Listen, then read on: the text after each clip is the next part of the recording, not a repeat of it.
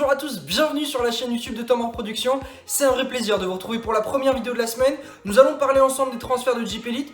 Une vidéo qui arrive un tout petit peu plus en retard que d'habitude. Désolé, bien évidemment, vous avez quand même votre épisode 3 des transferts de Jeep Elite. On aura une double dose car il y a bien évidemment eu beaucoup de transferts depuis mercredi dernier, date du verdict de la Ligue nationale de basket. C'est un vrai plaisir, comme je vous l'ai dit, de vous retrouver. N'hésitez pas à vous abonner aux réseaux sociaux qui sont juste en dessous dans la description et de vous abonner à la chaîne YouTube. Très simple, on va d'abord parler des départs, on passera ensuite aux prolongations, puis ensuite aux signatures. Et pour finir, nous parlerons des petites rumeurs croustillantes de ce mercato en Jeep Elite.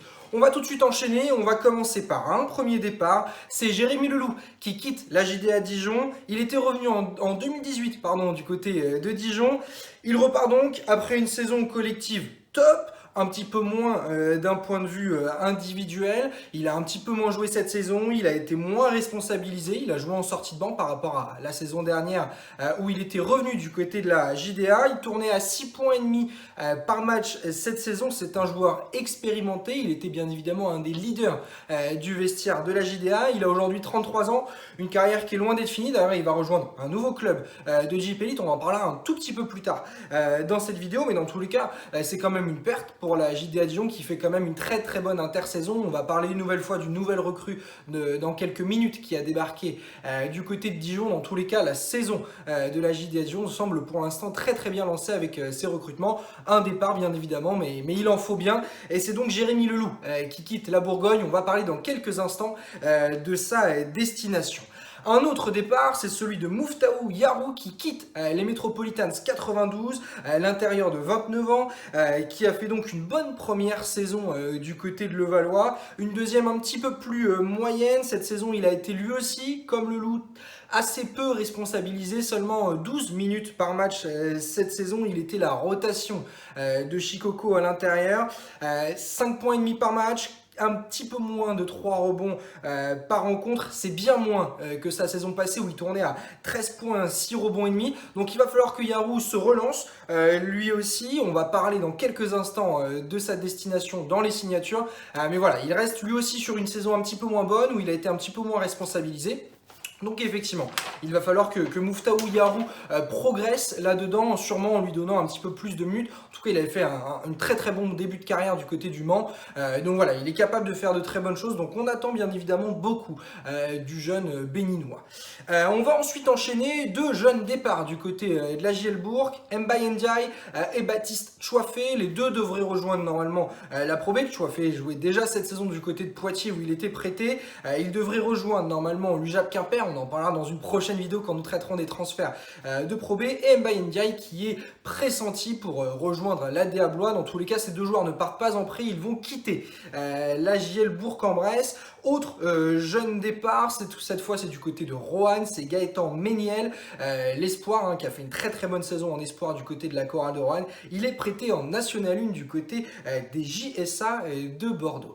Autre départ de ce championnat de Jeep Elite, c'est Kadri Mwendadze qui quitte l'Orléans Loiret Basket après 3 saisons passées du côté de l'OLB. Il a participé bien évidemment à la remontée, coaché par Germain Castano. C'était un joueur de bout de banc cette saison, il jouait environ 10 minutes par match. Il va repartir en Pro B pour retrouver du temps de jeu, on en parlera dans la prochaine vidéo bien évidemment. Voilà, c'est un bon défenseur, il a été un petit peu moins juste, il a eu moins de responsabilités cette saison du côté de la Jeep Elite, mais voilà, ça reste quand même un bon joueur de basket qui va réussir à tirer son épingle du jeu en Pro B. Il a été un petit peu juste cette saison pour la Jeep Elite, lui qui shootait quand même à 29% au tir. Voilà, c'était un petit peu moindre, il n'a pas eu beaucoup de réussite cette saison, donc voilà, ça va lui permettre de retrouver du temps de jeu, de retrouver des bonnes habitudes à Mwendadze. Donc voilà, c'est bien, il va partir de l'OLB, il va retrouver un petit peu de temps de jeu la saison prochaine du côté du championnat de Pro B où il a signé en Savoie. Je vous laisse deviner le club.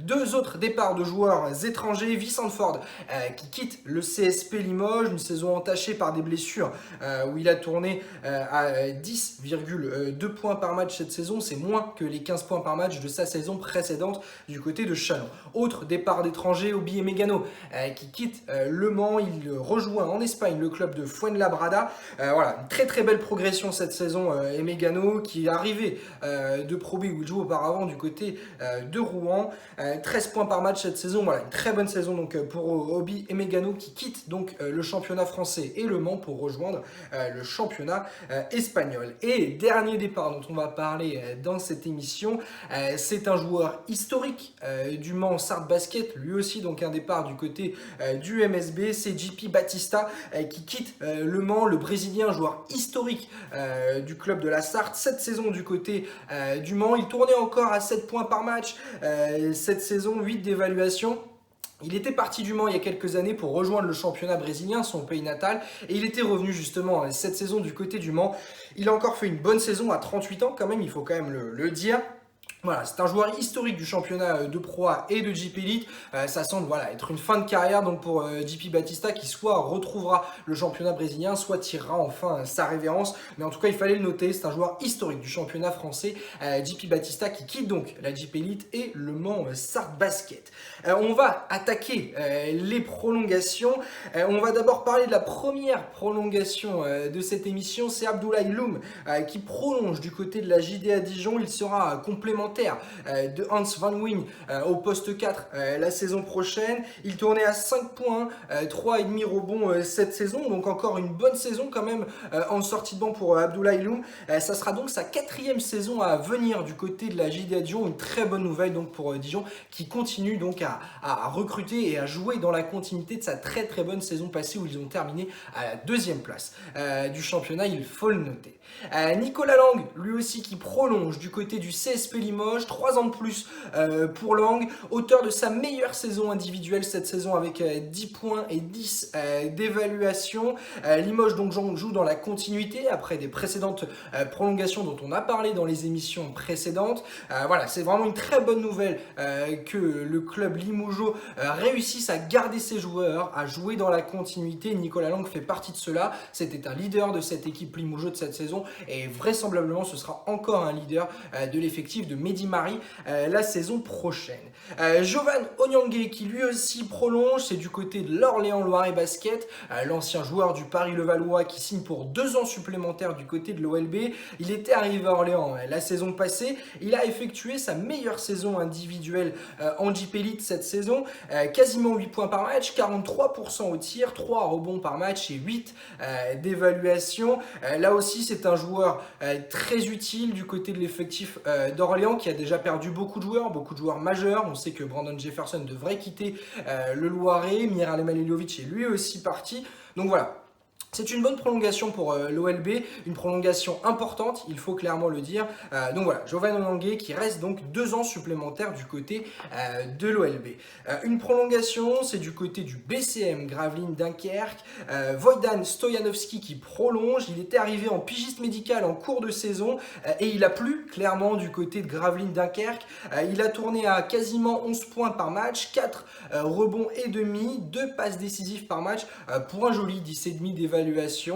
Voilà, c'est un joueur étranger qui reste du côté de Gravelines Dunkerque. On sait que c'est important de prolonger tous les joueurs étrangers qu'on peut prolonger, car avec la situation actuelle, ce sera pas simple de recruter des joueurs qui viennent de l'extérieur du pays. Donc voilà, il conserve un joueur complet qui est capable de se battre au rebond, qui est capable de shooter, d'avoir de l'agressivité vers le cercle. Voilà, vraiment une bonne recrue pour Gravelines Dunkerque, qui reste sur une très très très mauvaise saison. Donc il va falloir remonter la pente et ils choisissent donc de garder leurs joueurs qui ont plu et qui ont fait des bonnes statistiques cette saison, donc c'est quand même une bonne nouvelle pour le BCM Gravelines Dunkerque.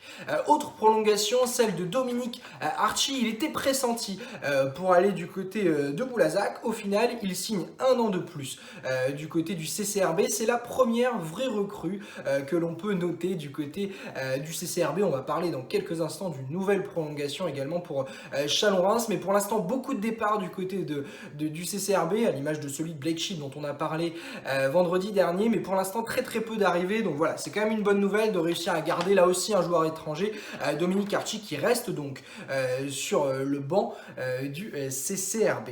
Une autre prolongation à noter, c'est celle de Jesse Bégarin qui reste 2 ans supplémentaires du côté du CCRB. Là aussi vraiment c'est quelque chose de positif, comme je le disais, après déjà de très nombreux départs. Il conserve un joueur qui tournait à 8 points par match, 40% à 3 points et un petit set d'évaluation, mais un set d'évaluation solide donc pour ce joueur qui jouait titulaire cette saison, Jesse Bégarin, qui signe donc 2 saisons supplémentaires du côté du CCRB. Voilà les 2 infos pour l'instant à l'heure où nous tournons cette vidéo que nous avons du côté du CCRB. Rien de plus, pas de recrue pour l'instant pour le groupe de Cédric Haytes. On patiente, on attend. Une autre prolongation du côté de Dijon, Alexandre Chassang qui reste lui aussi 2 ans supplémentaires.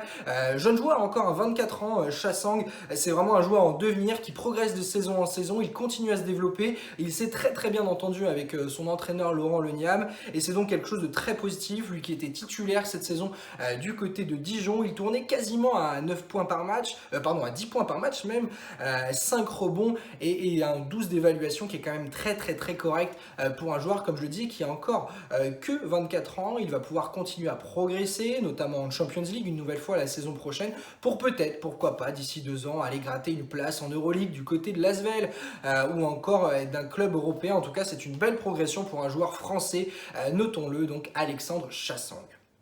Autre prolongation, c'est du côté d'Orléans, c'est celle de Malela Mutualé qui reste 1 an supplémentaire. Ce sera sa 4e saison du côté d'Orléans. Comme Jovan Angué, comme Kadri Mwendadze qui s'en va, il a lui aussi participé à la montée de l'OLB de Pro B en Jeep Elite. Il tournait à 5 points par match cette saison, 2 passes décisives et demie, 2 rebonds par rencontre. Voilà, un joueur une nouvelle fois assez complet qui jouait en sortie de banc.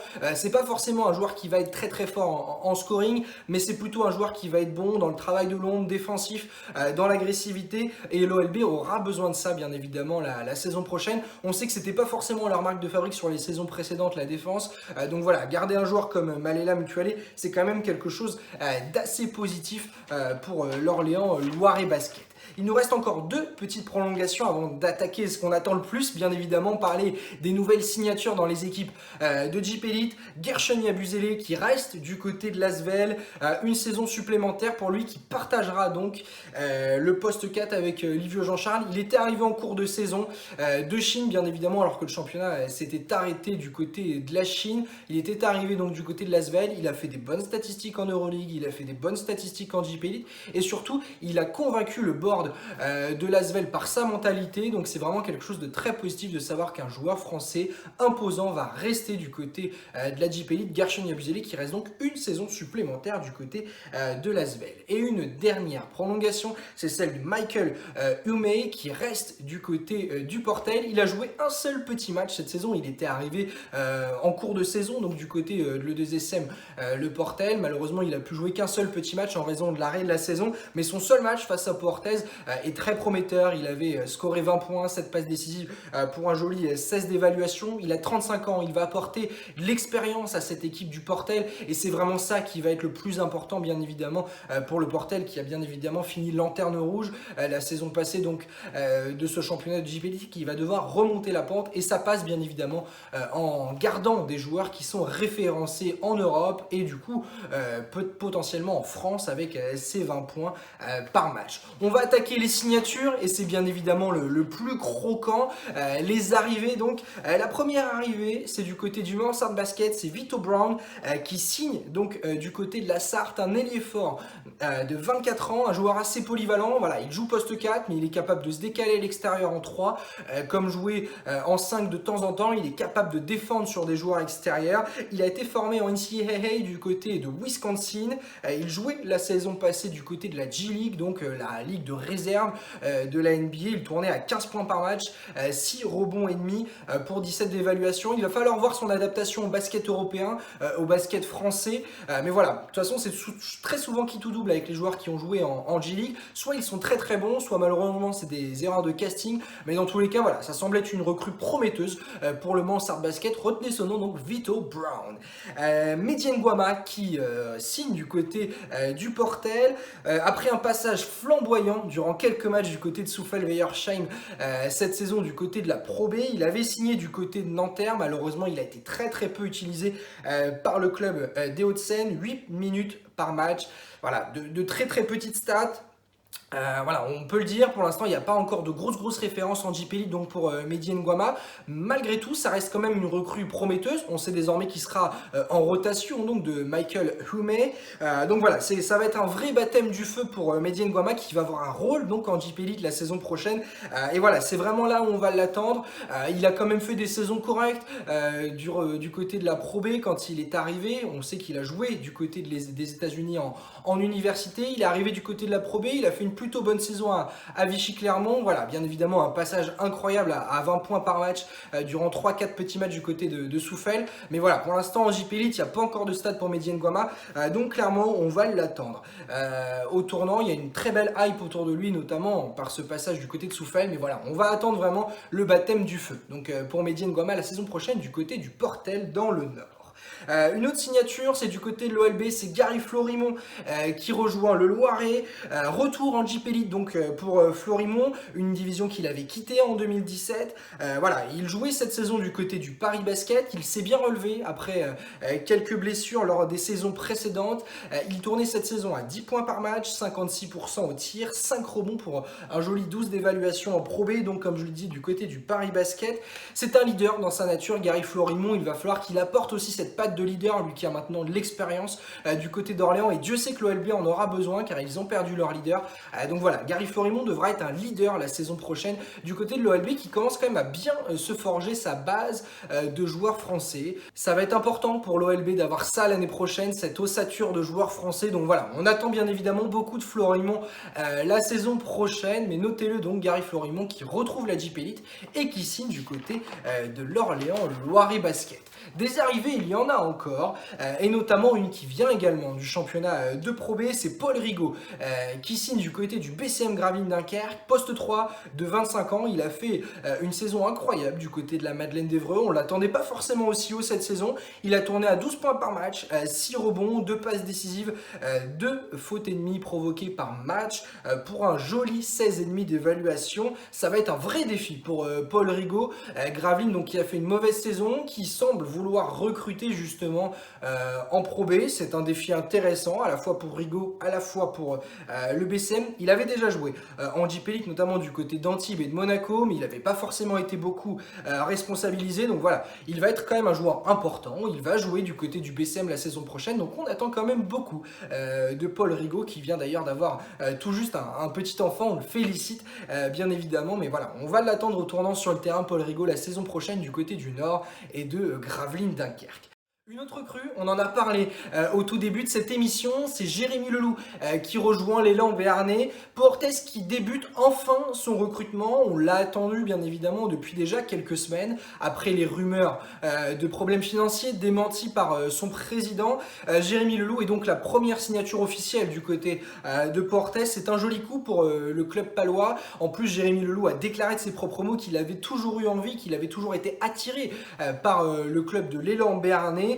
Donc voilà, c'est donnant-donnant. Jérémy Leloup qui va pouvoir reprendre des responsabilités, comme on l'a dit un petit peu plus tôt. Il a eu beaucoup moins de temps de jeu cette saison du côté de Dijon. Et Portes va récupérer un joueur référencé en JP Elite. Enfin, ça rassure de voir que Portes débute son recrutement. On attend bien évidemment de nouvelles recrues dans les jours, dans les semaines à venir.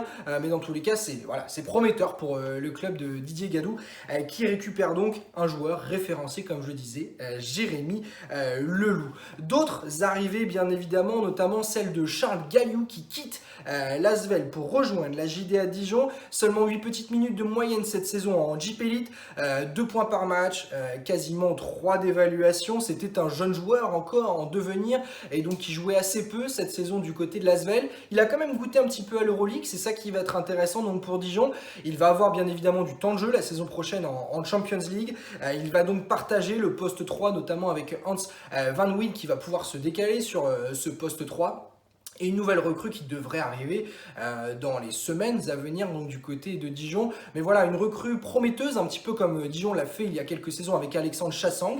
Ils le font avec Charles Galliou, donc on attend beaucoup bien évidemment de ce joueur qui est prometteur, un prospect du basket français. Il est encore jeune, donc voilà, ça va être important de voir comment Galliou va réagir en prenant des responsabilités en JP Elite. Lui qui en a vu auparavant quand il avait été prêté par exemple en Pro B du côté de Lille. Mais voilà, enfin du temps de jeu vraiment en JP Jeep Elite pour Galiou, c'est donc ce qui l'attend avec Laurent Leniam, son futur entraîneur. Une autre recrue, celle qui est une nouvelle signature du côté de l'E2SM Le Portel, Johan Passav-Dutheil, là aussi un joueur référencé, un petit peu comme Michael Humey. Voilà, un batailleur qui rejoint le Portel. Il va être bien évidemment dans cette vibe qui est du côté du Portel, d'avoir des joueurs batailleurs poussés par leurs fervents supporters. Il tournait encore à 7,5 points par match cette saison du côté de Chalon-Reims. C'est bien évidemment un nouveau départ pour le CCRB, mais celui-ci était déjà attendu. On en avait parlé dans une précédente émission. Maintenant, la signature est officielle et c'est bien pour le Portel qui donc depuis le verdict le mercredi dernier enchaîne les signatures. C'est cool de voir que le Portel se réussit à restructurer sa saison. Et bien évidemment, la dernière bonne nouvelle du côté du Portel, c'est savoir que Éric Girard devrait donc récupérer le coaching du côté de l'E2SM Le Portel. Entraîneur historique bien évidemment du club stéliste. Voilà, Éric Girard qui avait passé la main à son assistant Jackie Périgois avant que Christian Monchot prenne la main. Christian Monchot ne restera pas donc du côté du Portel. C'est Éric Girard, devenu manager général, qui récupère le coaching. Ça va faire plaisir aux supporters et espérons que le Portel relance donc bien évidemment une nouvelle dynamique avec de nouveaux recrutements, en espérant qu'il n'y ait pas enfin d'erreur de casting pour le Portel par rapport donc à la saison passée. Il nous reste encore 2 signatures à présenter, des noms qu'on connaît, en tout cas au moins un nom qu'on connaît très bien, c'est Chris Warren qui est de retour du côté du club de Nanterre. 32 ans, le meneur bien évidemment du titre de champion de France en 2013. Il avait été également présent lors du titre en FIBA Europe Cup. Il jouait en Turquie la saison passée où il tournait encore à 15 points par match. C'est un joueur historique bien évidemment du club de Nanterre. C'est une valeur sûre du championnat de France. C'est une très bonne nouvelle pour Pascal Donadieu qui a dit avoir de très bonnes relations avec son meneur Chris Warren, tout aussi ravi que son entraîneur donc de retrouver le club de Nanterre. Ça prouve bien évidemment que Nanterre 92 est capable de conserver ses joueurs avec ce côté familial qui tient tant à ce club. Donc c'est vraiment une très bonne nouvelle à la fois pour le championnat de France car Chris Warren est un joueur emblématique du championnat français par son titre en 2013 et bien évidemment c'est une très bonne nouvelle pour Nanterre qui va avoir du costaud à la main la saison prochaine. Une dernière recrue à présenter, c'est Juvante Redick qui rejoint le club de la Chorale de Roanne. C'est un pivot américain de 2,6 m. On ne le connaît pas vraiment pour l'instant dans le basket européen. Il jouait la saison passée du côté de la Hongrie. Donc ceux qui maîtrisent soit le basket hongrois, je vous le souhaite, soit ceux qui ont regardé un petit peu la Champions League ont déjà vu ce joueur jouer. C'est un joueur assez spectaculaire avec quand même une grande envergure. Il est fort défensivement, capable de passer de gros contres, voler des ballons et surtout il est assez fort offensivement, ce qui plaît bien évidemment beaucoup à Jean-Denis Choulet, l'entraîneur de Roanne. Il tournait à 15,5 points par match, 5,5 rebonds dans le championnat hongrois cette saison. Il a notamment joué contre la JDA Dijon en Champions League où il avait marqué 22 points face au club dijonnais. Je vous propose de regarder des petits ralentis de Juvante Redick. Découvrons donc ce futur intérieur du basket français. Let's go!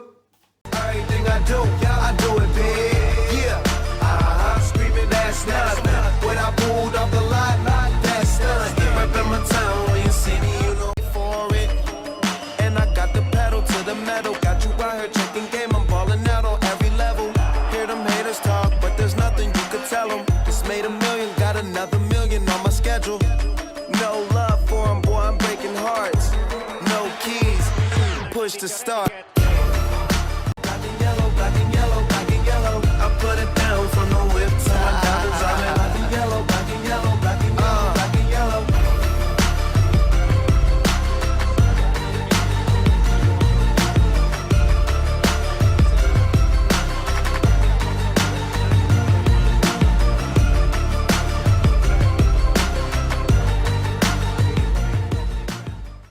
Voilà pour les highlights de Juvante Redick.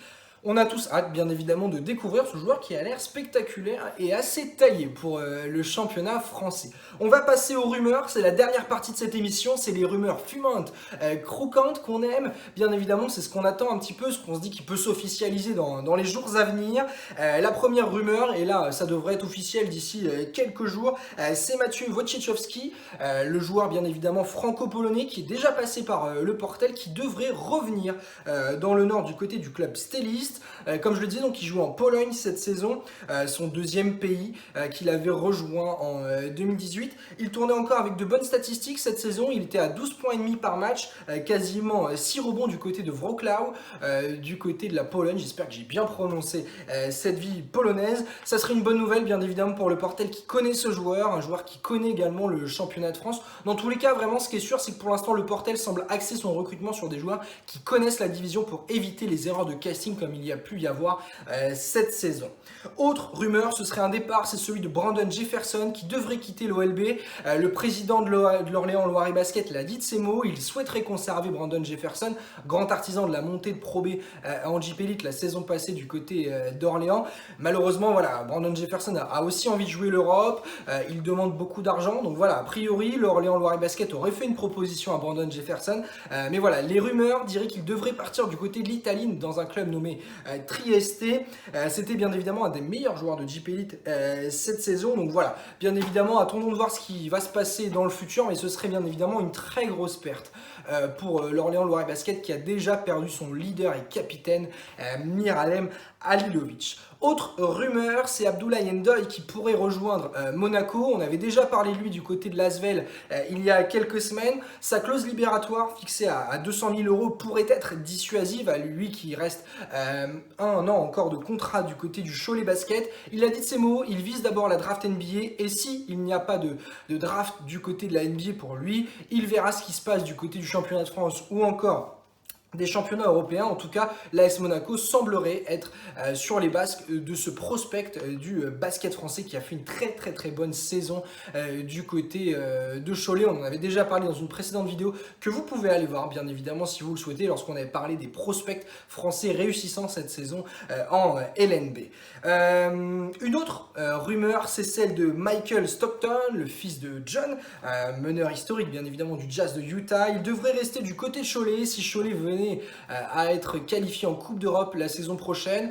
A priori, ça semblerait être quelque chose qui devrait arriver pour Cholet la saison prochaine, que ce soit en FIBA Europe Cup ou encore en peut-être, on ne sait pas, en Champions League. Ça devrait donc arriver pour Cholet. Et si c'était le cas, donc Michael Stockton, très bon meneur cette saison, hein, bien évidemment de JP Elite, devrait rester du côté du Cholet Basket. Il tournait cette saison à 12 points par match, 7 passes décisives pour 15,5 d'évaluation. Ce serait vraiment une très bonne nouvelle pour Herman Kunter et son équipe de voir Michael Stockton rester du côté des Mauges. Voilà tout ce qu'on pouvait dire du côté des rumeurs. J'espère bien évidemment que cette émission vous a plu. J'espère que cette émission vous a un petit peu étayé sur ce qui s'est passé ces derniers jours. On va essayer de reprendre un rythme normal sur ces vidéos. Donc voilà, bien évidemment, vous allez retrouver la vidéo des transferts de Pro B qui va très vite être tournée, très vite être préparée. Les récents transferts, il y en a eu aussi bien évidemment en Pro B. Dans tous les cas, j'espère que cette émission vous a plu.